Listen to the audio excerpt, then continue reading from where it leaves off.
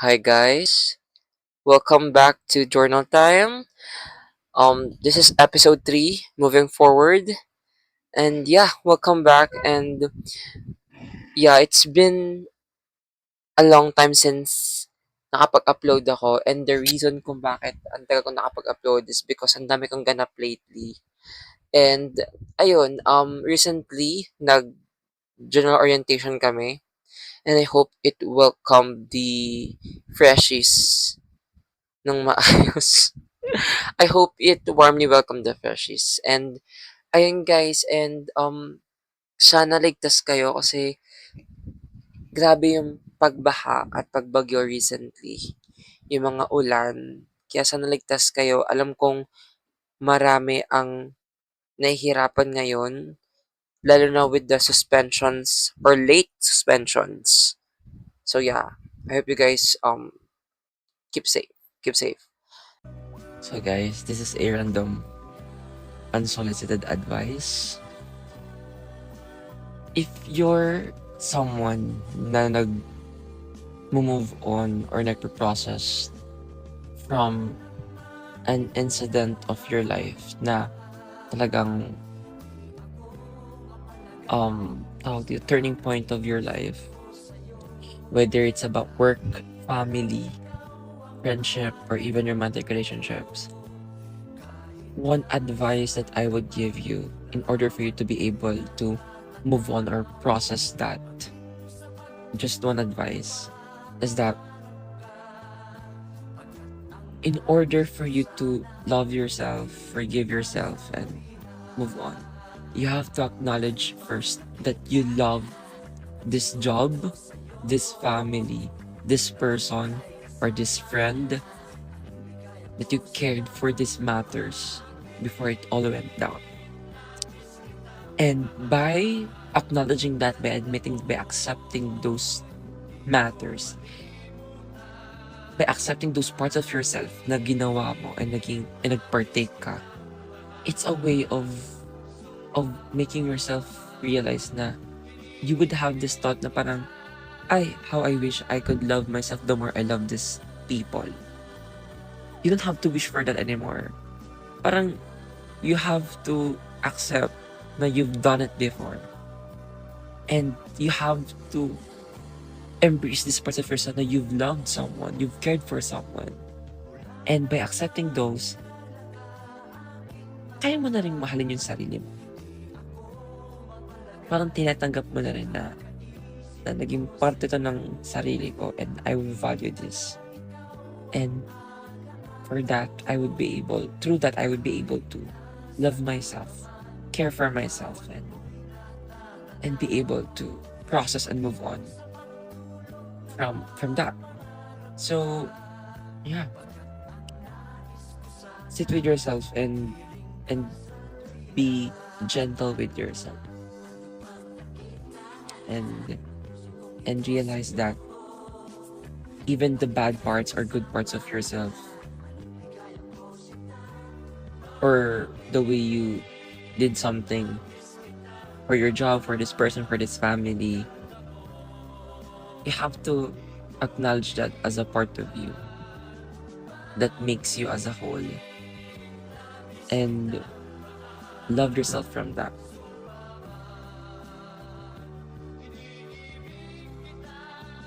So, ayun guys, one of the things na gusto kong pag-usapan today is about moving forward.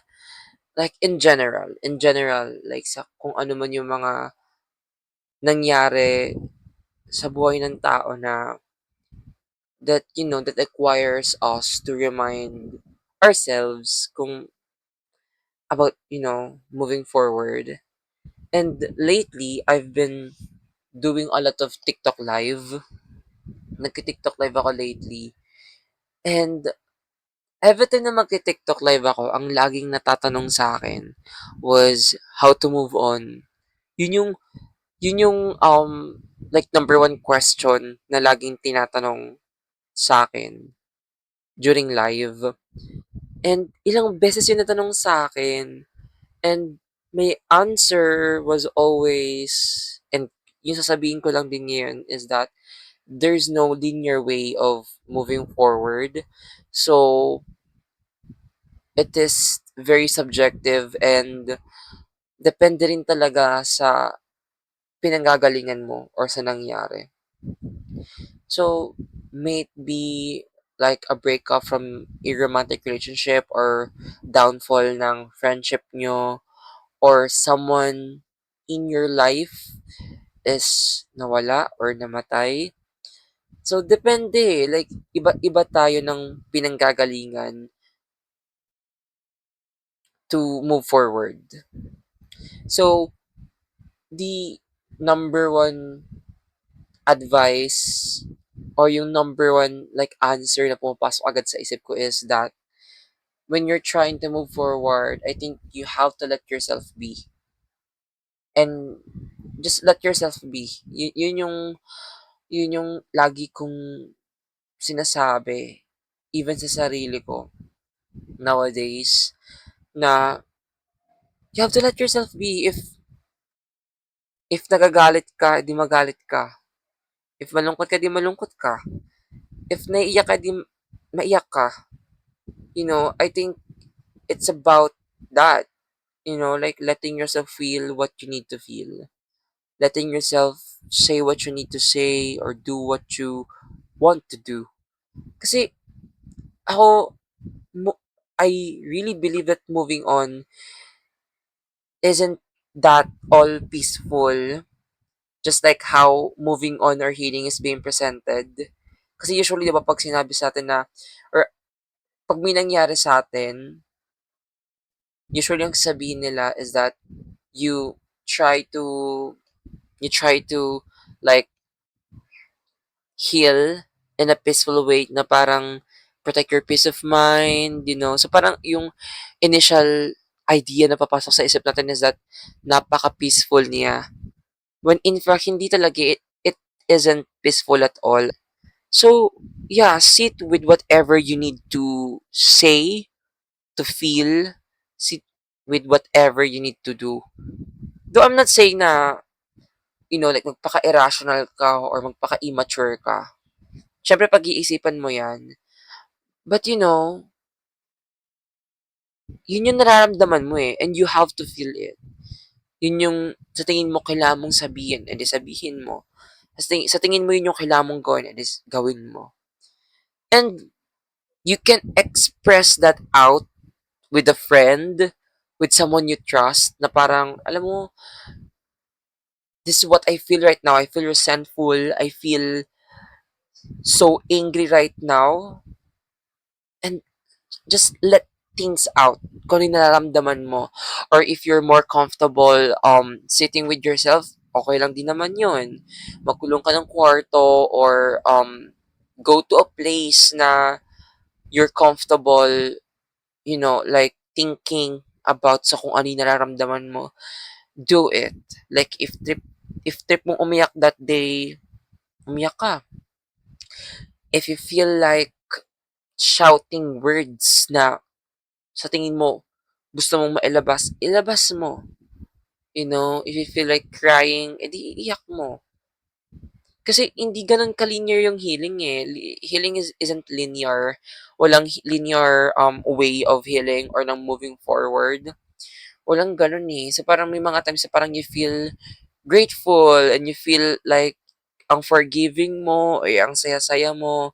And then, kinabukasan, parang you're triggered again and you're angry and naalala mo na naman yung bagay na yon whatsoever. So, it isn't linear at all. And that's okay and that's fine. Kasi, you know, yun yung nararamdaman mo eh. So, you have to feel it. 'Di ba? So, ano naman kung bitter ka now, 'di ba? Ano naman kung wala silang magagawa dun? Ano naman kung malungkot ka ngayon? Ano naman if you feel like nagagalit ka ngayon? 'Di ba? So, parang wala silang magagawa dun. Dun, hindi mo yung excuse to act immaturely or irrationally na parang lahat ng tao babanggain mo na lang. Hindi naman ganon. Siyempre, ilulugar mo. But my point is that just be present with yourself sa kung ano yung nararamdaman ng sarili mo at the present time. You have to accommodate that. So yeah. Kasi I think acceptance for what happened na maganda or na mali, essential yun eh. Yung may acceptance ka sa mga nangyari. Kasi mahalaga na you start accepting things but without like rushing or forcing yourself. So, isa rin sa masasabi ko is that mahalaga rin yung nagawa mo na lahat or nasabi mo na lahat before you let it go. I think masabi ko yun, yung mahalaga rin yung you live with no regrets. So parang, what I mean by that is, I think ang laking factor kasi nun, kapag nag-move forward ka and ang dami mong regrets, ang laking baggages ng regrets to move forward na eventually kailangan mong i-let go. If, if you get what I mean. Kasi like, mahalaga na nagawa mo na lahat or nasabi mo na lahat or nagawa or, you know, like, wala ka ng pagsisisihan at the end. Mahalaga yon. Kasi, ano naman kung nagmukha kang desperado at that time? Ano naman kung, you know, if may mga nasabi sila with that, how you handled things. Ang mahalaga, nagawa mo na. Nasabi mo na. Di ba? So, it's a good start. It's a good start to, you know, it's a good start for accepting things as they are. Kasi, nagawa mo na lahat ng makakaya mo eh. Inintindi mo na, tinay mo na magpatawad, and like naubos ka. And that's life. Kasi the more you confront things within you, the more na parang, the more you confront things within you, the more na mas lilinaw at papanatag yung sarili mo. Mas makikilala mo yung sarili mo kasi you'll be able to recognize these parts of yourself, whether pangit man yung part na yun ng sarili mo. Mas malalaman mo how to handle yourself.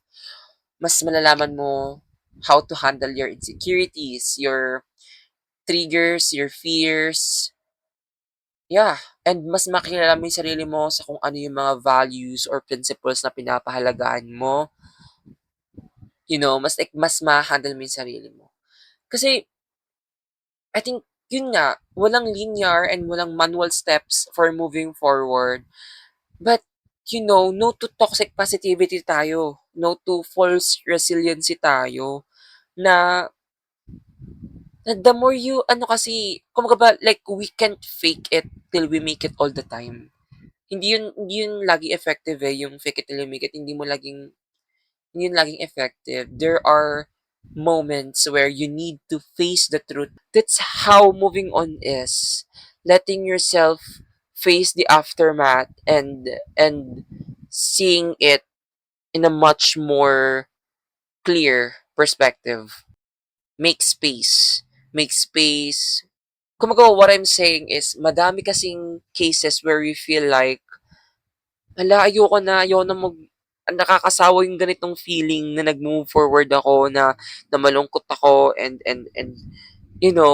I totally get that. Talagang may mga times na parang nakakaano siya, parang nakaka-drain to remind yourself na, oo nga pala, may pinanggagalingan ako. That's the reason why I'm moving forward, and it's so tiring to be reminded of these things na, oo nga pala may ganitong nangyari sa akin. Ay, oo nga pala may ganyang nangyari sa akin. And the feeling na nakaka-drain kasi you have to deal with it. Pero yun talaga yun eh. Yun talaga yun. You have no choice but to deal with what you need to deal with. Or else you're just gonna end up projecting it to the other people. You're just gonna end up projecting it sa mga bonds and relationships na mabubuo mo in the long run. So, yeah. I think Moving on is about choice, making a choice, and choosing to keep on trying every after ups and downs. Moving on is you being able to learn from it and apply the lessons along the way. And of course, lastly, moving on is knowing yourself more and loving how you've become. So, yeah, I hope that helps. And that's all what I can say about moving forward. Kasi even me, I'm still figuring things out. You know, ang dami ko pang like kinikilala sa sarili ko. Ang dami ko pang inaalam about life and coping with life. You know, and sana nakahelp yung sinabi ko. So yeah, guys, thank you for your time and energy in watching third episode moving forward, and this is journal time, a journey back to yourself. Thank you so much. And please follow me on Instagram, TikTok, and Facebook, and you can also subscribe to this channel. So yun, thank you guys. Thank you so much. Thank you so much.